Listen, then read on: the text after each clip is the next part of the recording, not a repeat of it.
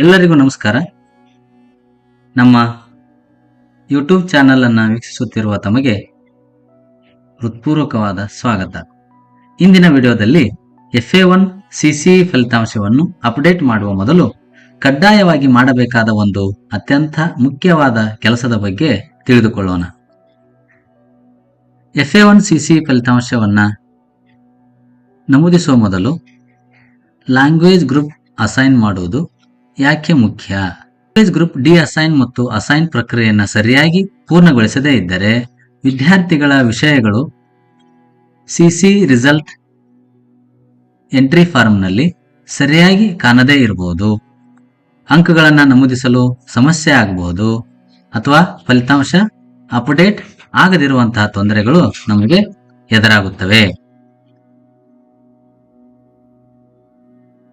ಹೊಸ ಶೈಕ್ಷಣಿಕ ವರ್ಷದಲ್ಲಿ ಅಥವಾ ವಿದ್ಯಾರ್ಥಿಗಳ ಭಾಷಾ ಆಯ್ಕೆಯಲ್ಲಿ ಬದಲಾವಣೆ ಆಗಿದ್ರೆ ಹಳೆಯ ಲ್ಯಾಂಗ್ವೇಜ್ ಗ್ರೂಪ್ ಉಳಿದಿರಬಹುದು.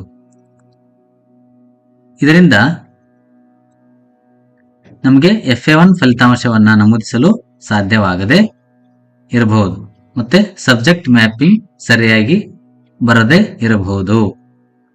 ಹಾಗಾದ್ರೆ ಈ FA1 ರಿಸಲ್ಟ್ ಎಂಟ್ರಿ ಆರಂಭಿಸುವ ಮೊದಲು ಲ್ಯಾಂಗ್ವೇಜ್ ಗ್ರೂಪ್ ಅನ್ನ ನಾವು ಒಂದ್ಸಲ ಪರಿಶೀಲಿಸಬೇಕಾಗ್ತದ. ಎಲ್ಲಿ ಪರಿಶೀಲಿಸುವುದು? ಮೊದಲಿಗೆ ನಾವೆಲ್ಲ ಏನ್ ಮಾಡ್ತೇವೆ, ಪ್ರತಿ ವರ್ಷ ಲ್ಯಾಂಗ್ವೇಜ್ ಗ್ರೂಪ್ ಅನ್ನ ಅಸೈನ್ ಮಾಡಿರ್ತೇವೆ. ಅದು ಎಲ್ಲಿ ಮಾಡಬೇಕು ಅನ್ನೋದು ಸಹಿತ ಒಂದೊಂದ್ಸಲ ನಮಗೆ ಮರೆತು ಹೋಗಿರುತ್ತೆ. ಹಾಗಾಗಿ ನಾವು ಈ ಒಂದು ವಿಡಿಯೋದಲ್ಲಿ step by step language group ಅನ್ನ ಅಸೈನ್ ಮಾಡುವುದು ಹೇಗೆ ಮತ್ತೆ ಪೂರ್ವದಲ್ಲಿ ಡಿ ಅಸೈನ್ ಮಾಡುವುದು ಹೇಗೆ ಎಂಬುದನ್ನ ತಿಳಿದುಕೊಳ್ಳೋಣ. ನಮ್ಮ ಶಾಲೆಯ SATS ಡ್ಯಾಶ್ಬೋರ್ಡ್ ಅನ್ನು ತೆರೆದುಕೊಳ್ಳೋಣ. ಇದರಲ್ಲಿ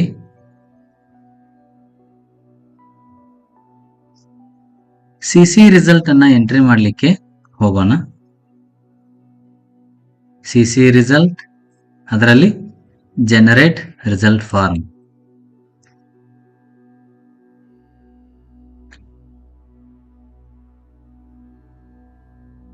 ಇದರಲ್ಲಿ academic year 2026-27 medium Kannada, standard, second standard, ಯಾವುದಾದ್ರೂ ಒಂದು ಸ್ಟ್ಯಾಂಡರ್ಡ್ ಅನ್ನ ಇಲ್ಲಿ ನಾವು ಆಯ್ಕೆ ಮಾಡ್ಕೊಳ್ಳೋಣ. ಗ್ರೂಪ್ ಸೆಕೆಂಡ್ ಸ್ಟ್ಯಾಂಡರ್ಡ್ಗೆ ನಮ್ಮ ಲ್ಯಾಂಗ್ವೇಜ್ ಗ್ರೂಪ್ ಯಾವುದಿದೆ ಅದನ್ನು ಚೂಸ್ ಮಾಡೋಣ. ಹಾಗೆ ಎಕ್ಸಾಮ್ FA1 ಚೂಸ್ ಮಾಡಿ ಸರ್ಚ್ ಕೊಡೋಣ.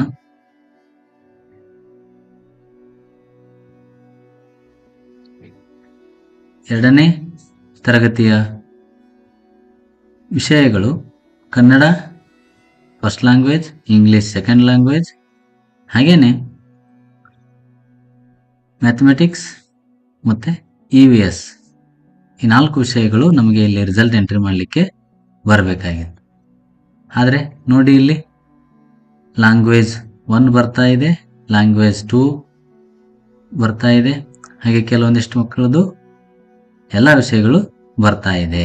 ಈ ರೀತಿಯಾದಂತಹ ಸಮಸ್ಯೆಗಳು ಆಗ್ತಾ ಇರ್ತವೆ. ಹಾಗೆ ನಾನಿಲ್ಲಿ ಥರ್ಡ್ ಸ್ಟ್ಯಾಂಡರ್ಡ್ನ CC ರಿಸಲ್ಟ್ ಓಪನ್ ಮಾಡಿ ನೋಡ್ಕೊಳ್ಳೋಣ. ಸೇಮ್ ಲ್ಯಾಂಗ್ವೇಜ್ ಗ್ರೂಪ್ ಇದೆ, ಕನ್ನಡ ಮೀಡಿಯಂ, FA1 ಸರ್ಚ್ ಕೊಡೋಣ. ನೋಡಿ, ಇಲ್ಲಿ ಅವ್ರದ್ದು ಲ್ಯಾಂಗ್ವೇಜ್ 1, ಲ್ಯಾಂಗ್ವೇಜ್ 2 ಮಾತ್ರ ತೋರಿಸ್ತಾ ಇದೆ. ಸೊ ಇಲ್ಲಿ ಅವರ ಮ್ಯಾಥ್ಸ್ ಮತ್ತು EVS ಸಬ್ಜೆಕ್ಟ್ಗಳು ಕಾಣ್ತಾ ಇಲ್ಲ. ನಾವು ಏನ್ ಮಾಡಬೇಕು? ಎಲ್ಲ ವಿಷಯಗಳು ಬರೋ ಹಾಗೆ ಮಾಡಬೇಕು ಅಂತ ಹೇಳಿದ್ರೆ ಮೊದಲಿಗೆ ನಾವು ನಮ್ಮ ಶಾಲೆಯ ಎಲ್ಲ ತರಗತಿಗಳ ಎಲ್ಲ ವಿದ್ಯಾರ್ಥಿಗಳ ಲ್ಯಾಂಗ್ವೇಜ್ ಗ್ರೂಪ್ ಅನ್ನ ಡಿ ಅಸೈನ್ ಮಾಡಿ ಅಸೈನ್ ಮಾಡಬೇಕು. ಹಾಗಾದ್ರೆ ಡಿ ಅಸೈನ್ ಮಾಡುವ ವಿಧಾನ ಹೇಗೆ? ನಮ್ಮ ಈ ಮೇನ್ ಡ್ಯಾಶ್ಬೋರ್ಡ್ ನಲ್ಲಿ student management 1 to 10 CC results, deassign language group to student, ಇದರ ಮೇಲೆ ಕ್ಲಿಕ್ ಮಾಡ್ಕೊಳ್ಳೋಣ. ಸೆಕೆಂಡ್ ಸ್ಟ್ಯಾಂಡರ್ಡ್ದು ಚೂಸ್ ಮಾಡ್ಕೊಳ್ಳೋಣ. ಮೀಡಿಯಂ ಕನ್ನಡ, ಇಲ್ಲಿ ವಿತ್ ರಿಸಲ್ಟ್ ಅಂತ ಇದರ ಮೇಲೆ ಕ್ಲಿಕ್ ಮಾಡ್ಕೊಳ್ಳೋಣ. ಗ್ರೂಪ್ ಕನ್ನಡ ಇಂಗ್ಲಿಷ್ ಚೂಸ್ ಮಾಡಿ ಸರ್ಚ್ ಕೊಡೋಣ. ಆಗ ನಮ್ಮ ಶಾಲೆಯಲ್ಲಿರ್ತಕ್ಕಂತಹ SATS ನಲ್ಲಿರ್ತಕ್ಕಂತಹ ಎಲ್ಲ ವಿದ್ಯಾರ್ಥಿಗಳ ಒಂದು ಲಿಸ್ಟು ತೆರೆದುಕೊಳ್ಳುತ್ತೆ. ಎಲ್ಲ ವಿದ್ಯಾರ್ಥಿಗಳ ಲ್ಯಾಂಗ್ವೇಜ್ ಗ್ರೂಪನ್ನು ಮೊದಲಿಗೆ ನಾವು ಇಲ್ಲಿ ಡಿ ಅಸೈನ್ಮೆಂಟ್ ಅಂತ ಏನು ಕಾಣ್ತಾ ಇದೆ, ಡಿ ಅಸೈನ್ ಮೇಲೆ ಕ್ಲಿಕ್ ಮಾಡ್ಕೊಳ್ಳೋಣ. ಇಲ್ಲಿ once you deassign language group to student that student results data also deleted ಅಂತ ಬರುತ್ತೆ. ಎಸ್ ಓಕೆ, ನಾವು ಇನ್ನೂ ಯಾವುದೇ ರಿಸಲ್ಟ್ ಹಾಕಿರೋದಿಲ್ಲ, ಹಾಗಾಗಿ ಇಲ್ಲಿ ಓಕೆ ಅಂತ ಕೊಡೋಣ. Are you sure? Okay, yes. ಆ ತರಗತಿಯ ಎಲ್ಲ ವಿದ್ಯಾರ್ಥಿಗಳ ಲ್ಯಾಂಗ್ವೇಜ್ ಗ್ರೂಪು ಈಗ ಸದ್ಯ ಡಿ ಅಸೈನ್ ಆಗಿದೆ. ಹಾಗೆ ಇನ್ನೊಂದು ಕ್ಲಾಸಿಂದ ನೋಡೋಣ. 3ನೇ ಕ್ಲಾಸು. ಈಗ ಮೀಡಿಯಂ ಕನ್ನಡ ಚೂಸ್ ಮಾಡ್ಕೊಳ್ಳೋಣ. ಲ್ಯಾಂಗ್ವೇಜ್ ಗ್ರೂಪ್ ಚೂಸ್ ಮಾಡ್ಕೊಳ್ಳೋಣ. ಸರ್ಚ್ ಕೊಡೋಣ. ಎಸ್, ನಮಗೆ ಇಲ್ಲಿ 3ನೇ ತರಗತಿಯ ವಿದ್ಯಾರ್ಥಿಗಳು ಶೋ ಆಗ್ತಾರೆ. ಸೆಲೆಕ್ಟ್ ಆಲ್ ಮಾಡಿ ಡೇ ಅಸೈನ್ ಮೇಲೆ ಕ್ಲಿಕ್ ಮಾಡ್ಕೊಳ್ಳೋಣ. ಓಕೆ ಮೇಲೆ ಕ್ಲಿಕ್ ಮಾಡ್ಕೊಳ್ಳೋಣ. Are you sure? Okay, yes. Language group deassigned successfully. ಈ ರೀತಿಯಾಗಿ ನಾವು ಎಲ್ಲ ತರಗತಿಯ ಒಂದು ಲ್ಯಾಂಗ್ವೇಜ್ ಗ್ರೂಪನ್ನು ಡಿ ಅಸೈನ್ ಮಾಡ್ಕೊಳ್ಬೋದು. ನಾವಿಲ್ಲಿ ಇನ್ನೊಂದು ತರಗತಿ ನೋಡೋಣ. 6th Kannada medium language group Kannada English Hindi with result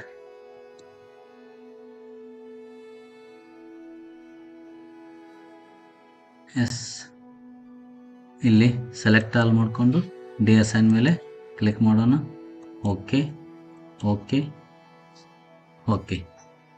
ಈ ರೀತಿಯಾಗಿ ನಮ್ಮ ಶಾಲೆಯ ಎಲ್ಲ ತರಗತಿಗಳ ಒಂದು ಲ್ಯಾಂಗ್ವೇಜ್ ಗ್ರೂಪ್ ಡಿ ಅಸೈನ್ ಮಾಡ್ಕೊಳ್ಬೇಕು. ನಂತರದಲ್ಲಿ ಸ್ಟೂಡೆಂಟ್ ಮ್ಯಾನೇಜ್ಮೆಂಟ್ 1 to 10ರಲ್ಲಿ CC ರಿಸಲ್ಟ್ಸ್ಗೆ ಹೋಗಿ assign language group to student, ಇಲ್ಲೇನು assign language group to student ಅಂತ ಕಾಣ್ತಾ ಇದೆ, ಇದ್ರ ಮೇಲೆ ಕ್ಲಿಕ್ ಮಾಡ್ಕೊಳ್ಳೋಣ. ಸ್ಟ್ಯಾಂಡರ್ಡ್, ನಾವೀಗ ಯಾವ ಸ್ಟ್ಯಾಂಡರ್ಡ್ದು ಲ್ಯಾಂಗ್ವೇಜ್ ಗ್ರೂಪು ಅಸೈನ್ ಮಾಡಬೇಕು ಆ ಸ್ಟ್ಯಾಂಡರ್ಡನ್ನು ಇಲ್ಲಿ ನಾವು ಚೂಸ್ ಮಾಡ್ಕೊಳ್ಬೇಕು. ಎಲ್ಲ ಕ್ಲಾಸಿನ ಲ್ಯಾಂಗ್ವೇಜ್ ಗ್ರೂಪನ್ನು ಸಹಿತ ಇಲ್ಲಿ ನಾವು ಅಸೈನ್ ಮಾಡಬೇಕಾಗ್ತದೆ. ಮೊದಲಿಗೆ ನಾವು 2nd ಸ್ಟ್ಯಾಂಡರ್ಡ್ದು ಡಿ ಅಸೈನ್ ಮಾಡಿದ್ದೇವೆ, ಅದನ್ನು ಡಿ ಅಸೈನ್ ಮಾಡಿದಂತಹ ಎಲ್ಲ ತರಗತಿಗಳ ಲ್ಯಾಂಗ್ವೇಜ್ ಗ್ರೂಪನ್ನು ಅಸೈನ್ ಮಾಡಲೇಬೇಕು. ಎಸ್, ಇಲ್ಲಿ ಓಪನ್ ಆಗಿದೆ. ಲ್ಯಾಂಗ್ವೇಜ್ ಗ್ರೂಪು ಕನ್ನಡ ಇಂಗ್ಲಿಷ್ ಇರುತ್ತೆ. 2nd ಕ್ಲಾಸಿಂದು ಅಕಾಡೆಮಿಕ್ ಇಯರ್ ಚೂಸ್ ಮಾಡ್ಕೊಳ್ಬೇಕು. ಎಸ್, ಸರ್ಚ್ ಕೊಡಬೇಕು.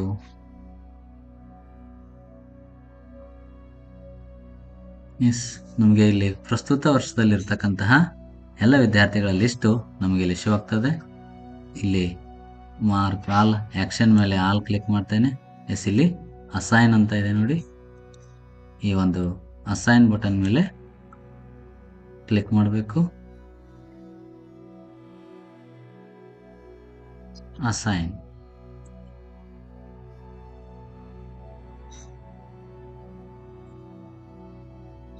S, language group assigned successfully to the student. ಹಾಗೆ 3rd standard Kannada English language group academic year search. ಪ್ರಸ್ತುತ ವರ್ಷದಲ್ಲಿರ್ತಕ್ಕಂತಹ ಎಲ್ಲ ವಿದ್ಯಾರ್ಥಿಗಳು ಸೇವ್ ಆಗ್ತಾರೆ. ಮಾರ್ಕ್ ಆಲ್ ಮಾಡಿಕೊಂಡು ಅಸೈನ್ ಮೇಲೆ ಕ್ಲಿಕ್ ಮಾಡಬೇಕು.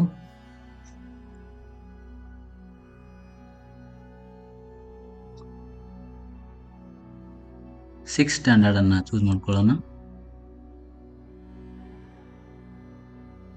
Language group Kannada English Hindi academic year choose ಮಾಡಿ ಸರ್ಚ್ ಮೇಲೆ ಕ್ಲಿಕ್ ಮಾಡಿದಾಗ ಈ ಸಾಲಿನ 6ನೇ ತರಗತಿ ವಿದ್ಯಾರ್ಥಿಗಳು ಶೋ ಆಗ್ತಾರೆ. ಇಲ್ಲಿ ಆಕ್ಷನ್ ಮೇಲೆ ಮಾರ್ಕ್ ಆಲ್ ಕ್ಲಿಕ್ ಮಾಡಿ ಅಸೈನ್ ಬಟನ್ ಮೇಲೆ ನಾವು ಕ್ಲಿಕ್ ಮಾಡಿದಾಗ ಆರ್ ಯು ಶ್ಯೂರ್? ಎಸ್ ಅಂತ ಕೇಳುತ್ತೆ. ಎಸ್, ಈ ರೀತಿಯಾಗಿ ನಾವು ನಮ್ಮ ಶಾಲೆಯ ಎಲ್ಲ ತರಗತಿಗಳ ವಿದ್ಯಾರ್ಥಿಗಳನ್ನು ಲ್ಯಾಂಗ್ವೇಜ್ ಗ್ರೂಪ್ ಅಸೈನ್ ಮಾಡುವುದು. Language group to student assign ಮಾಡಿದಾದ್ಮೇಲೆ ನಾವು ನಮ್ಮ CC ರಿಸಲ್ಟ್ಸನ್ನು ಎಂಟ್ರಿ ಮಾಡಲಿಕ್ಕೆ ಹೋದಾಗ ಅಲ್ಲಿ generate result entry form click ಮಾಡಿ ಕ್ಲಾಸ್ ನಾವು ಈಗಾಗಲೇ ಅಸೈನ್ ಮಾಡಿದಂಥ ಕ್ಲಾಸನ್ನು CC result entry form open ಆಗುತ್ತೆ. ಇಲ್ಲಿ ಸ್ಟ್ಯಾಂಡರ್ಡ್ 2 ಚೂಸ್ ಮಾಡೋಣ, ಮೀಡಿಯಂ,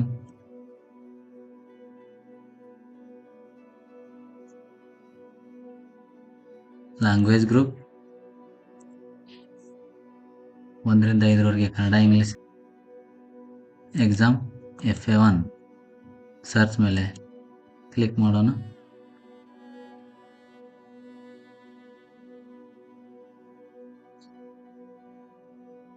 ಎಸ್, ಈಗ ನೋಡಿ ಇಲ್ಲಿ ಲ್ಯಾಂಗ್ವೇಜ್ 1, ಲ್ಯಾಂಗ್ವೇಜ್ 2, ಸಬ್ಜೆಕ್ಟ್ 1, ಸಬ್ಜೆಕ್ಟ್ 2.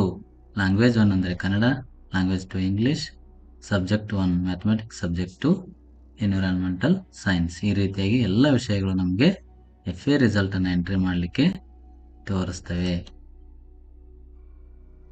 ಹೀಗೆ ನಾವು ಲ್ಯಾಂಗ್ವೇಜ್ ಗ್ರೂಪನ್ನು ಅಸೈನ್ ಮಾಡಿ ನಮ್ಮ ಶಾಲೆಯ ವಿದ್ಯಾರ್ಥಿಗಳ FA1 ರಿಸಲ್ಟನ್ನು ಎಂಟ್ರಿ ಮಾಡಲಿಕ್ಕೆ ಅನಿಯಾಗಬಹುದು.